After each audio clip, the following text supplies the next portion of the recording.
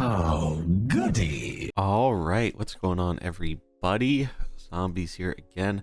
And today we're back with another episode of This Week in Hearthstone. There was a lot that happened this week, both in the game and the community. So we are going to be going over all of that. This video is probably going to focus mainly on the patch notes, as we did just get those yesterday. So they are fresh off the release, and so far people seem to really be enjoying it, myself included.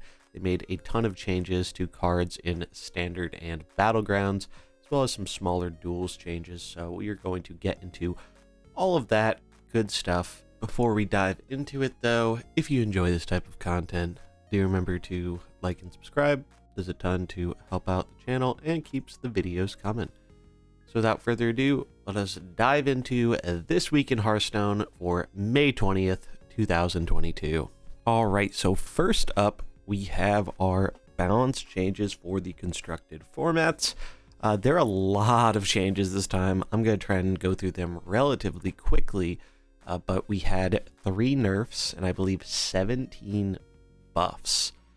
That's huge. I don't know if there's ever been a patch that has had more buffs than this patch. This patch is absolutely loaded with buffs, which is awesome. It's something I think that is great to see in Hearthstone, and I hope we see more of, because it's great when cards that were previously not useful can find a home. So going into the nerfs, there were 3 nerfs. The first one, the one I think everyone was expecting, was Drekthar.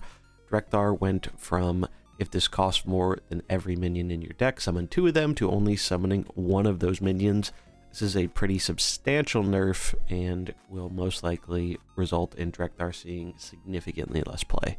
Another nerf that I don't think took anybody by surprise is the nerf to multi-strike. That card was super duper insane at 1 mana, so they decided to bump it up to 2 mana. Now it's 2 mana card, still really powerful, and I have no doubt it's still going to see a bunch of play, but not quite as absurd as it was at 1 mana. And then the last nerf I think caught a lot of people off guard, myself included, Dragon Bane Shot. So this was a 2 mana spell that got bumped up to being 3 mana. The text did not change. This card was really good in Quest Hunter.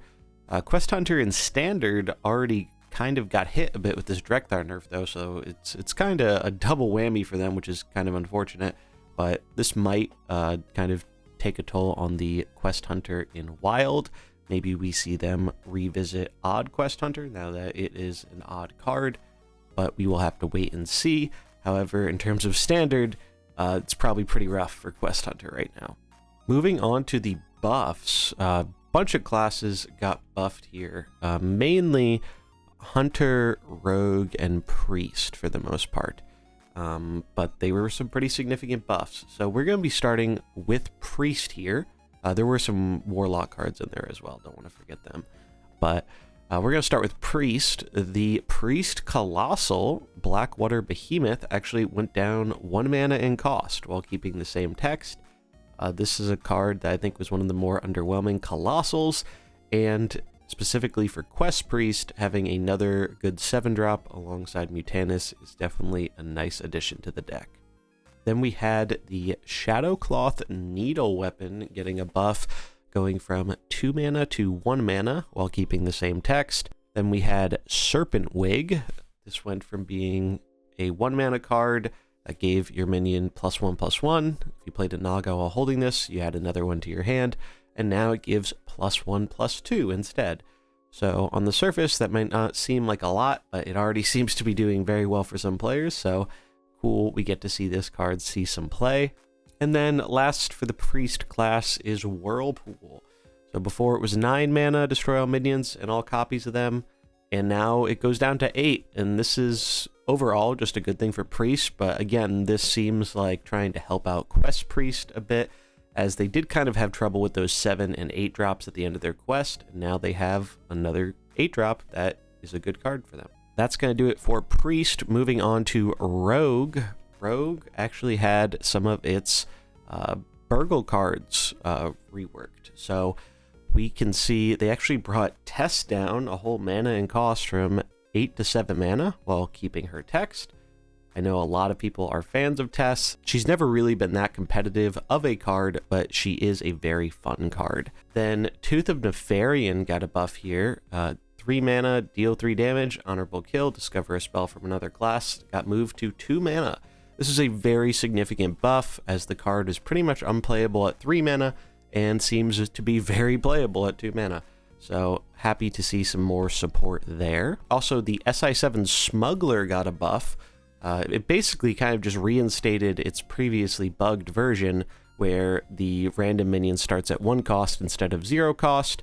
So that's a nice addition, kind of helps out Quest Rogue, in standard at least. Then Henchclan Burglar actually got an additional health, so it went from being a 4 mana 4/3 to a 4 mana 4/4. And then last but certainly not least for the Rogue class, a huge revert to a very powerful card, Wild Paw Knoll. Knoll got nerfed a couple months ago when Rogue was just absolutely dominating standard, but since the nerf, the Burgle package has kind of fallen out of favor, and with the rotation of Secret Passage, the card has definitely got a little bit worse, so they felt it was worth totally unnerfing. They unnerfed the attack and the mana, so it is back to being a 5 mana 4/5. So this card is really powerful, and I expect to see it played a lot in standard now. Moving on to Hunter, we already mentioned the Dragonbane shot and the nerfs, but we did have some buffs for the Hunter class.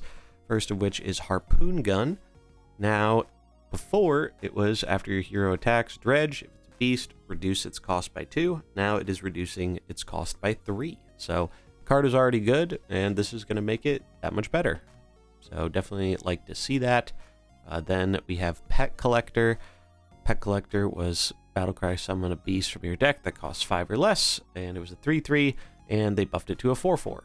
Asharan Saber also got a small buff here, getting an additional attack, going from a 3/3 to a 4/3, and pretty much the same thing is true for the Sunken Saber, also going from a 4 mana 3/3 to a 4 mana 4/3. So we do have a little bit more big beast hunter support now. The Demon Hunter Colossal got a buff, stayed the same mana cost, but the summons for it, the 4 stalks, they went from dealing 1 base damage to 2 base damage. Moving on to our last buffed class here is Warlock. For Warlock, they decided it was time to bump up some of the curse abilities, as they did mention they were nerfed pre-launch. So looking at those, we have Dragged Below, which got reduced from 4 mana to 3 mana while keeping the same effect of dealing 4 and giving your opponent a curse. Then we also saw a stat increase on Circus Cultist, going from a 3 mana 2/3 to a 3 mana 3/4 with the same effect. Curses were not the only thing that got some love though. Murlocs also got a little bit of help. The Asharan Scavenger went from being a 3 mana 3/4, put the Sunken Scavenger on the bottom of your deck, to being a 2 mana 2/3 with the same effect. Pretty much the same thing happened to the Sunken Scavenger as well, the card that he actually puts on the bottom. And then our last buff here is the Blood Scent Vilefin, went from being a 4 mana 4/4 to a 3 mana 3/4 with the same effect. So overall, I think these were some great changes that are going to have a positive impact on both the standard and wild metagames. And if you want some more information about the design insights and decision making behind these changes, Gallon actually did a fantastic thread going through pretty much like all the cards that got nerfed, all the cards that got buffed, and giving some insight behind the decisions the team made. I really enjoy this type of thing, getting to kind of see their logic and the way they kind of make these decisions. So if you want a little bit more insight on the information behind these changes, definitely go check that out. As always, links to everything I am talking about in this video will be in the description. Moving on to the next big section of the update we got this week, Battlegrounds updates. So if you didn't know, Nagas were really overpowered in Battlegrounds, so it's unsurprising that they decided to make some changes. So we're going to go through all these here. Hero change. Flurgle has gone from passive sell after you sell a minion at a random Murloc to Bob's Tavern to passive after you sell 2 minions at a random Murloc to Bob's Tavern. They also had some hero armor changes for Alakir, Galakron, George the Fallen, and Malagos being moved to Armor Tier 1. Death Spear, Blackthorn, Flurgle, Inni Stormcoil, Lord Barov, Maeve, Queen Ashara, Rokara, and Ticketus being moved to Armor Tier 2. Edwin Van Cleef being moved to Armor Tier 4. Deathwing, Elise, Kurtrus have been moved to Armor Tier 5. Arana Starseeker and Sky Captain Crag have been moved to Armor Tier 6, and Nixia and Queen Wogtoggle have been moved to Armor Tier 7. Getting into the minion changes, this is where we're going to see some Naga changes. So the Snail Cavalry, fantastic art by the way, has been changed from a 5 attack 2 health to a 4 attack 2 health. Lava Lurker went from a 2 attack 5 health to a 2 attack 4 health. Shoal Commander went from a 2/2 to a 1/2. Stormscale Siren went from 5 attack 4 health. At the end of your turn, your spellcraft minions cast their spells on themselves in Tavern 3 to being a Tavern 5 minion, and having 6 attack and 5 health. At the end of your turn, you cast your spellcraft minions spells on them. And there is actually a little dev comment here. The effect text change update is not a functional change, just kind of a rephrasing to make the card text better match the effect. And we have Critter Wrangler. Before it was a 5/7. After you cast a spellcraft minion or spellcraft spell on a minion, give it +2/+2. Now it is a 5/6 with after you cast a spellcraft spell on a minion, give it +2/+1. Then we have Tide Mistress Athissa, who used to be a 7/8. After you cast a spell, give 4 friendly Naga +1/+1. Now it is a 7/3. After you cast a spell, give 3 friendly Naga +1/+1. Then we have Orgaza the Tender. Before it was a 5 attack 9 health. It has been changed to a 3 attack 7 health. Dark Glaze Elder. After you spend 4 gold, play a blood gem on 4 friendly Quillbore. Now it's after you spend 5 gold, play a blood gem on 4 friendly Quillbore. Young Murkai went from being at the end of your turn, adjacent Murlocs triggered their battle cries, to being at the end of your turn. The Murloc to the left of this triggers its battle cry. And then the gold version got a change as well before.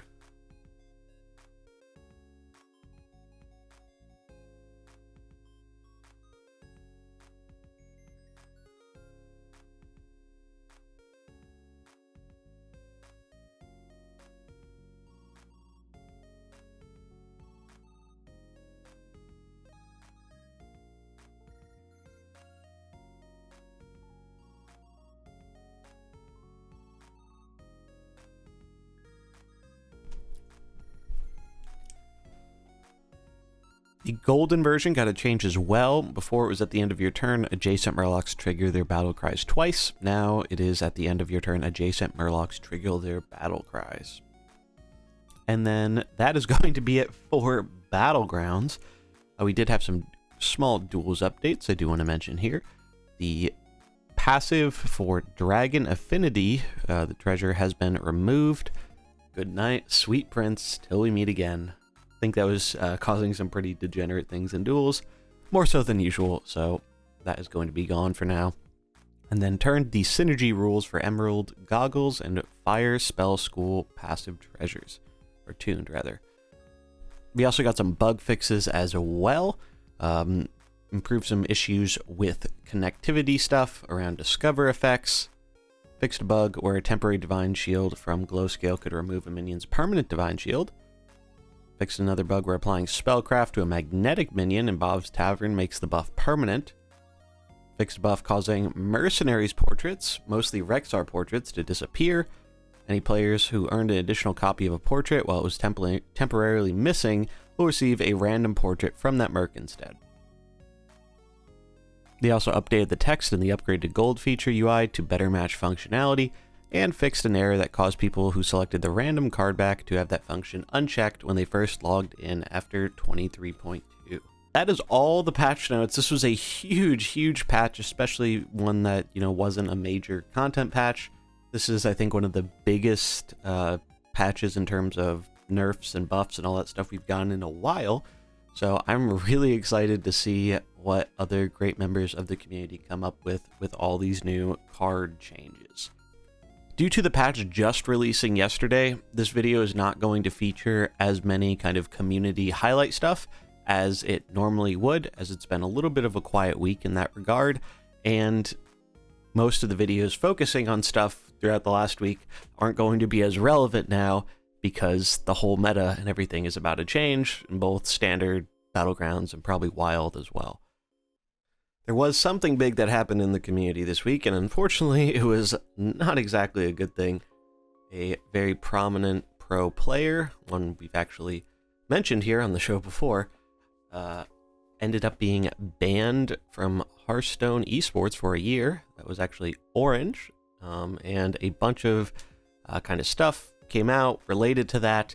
I'm not going to fully dive deep into all that stuff, as this is more of a news-focused show. I think the topic has already been pretty discussed by the community, so if you want to find more information about that, you can. It's out there, but I'm not personally going to dive into it because I don't feel like I have anything of substance to add on that topic.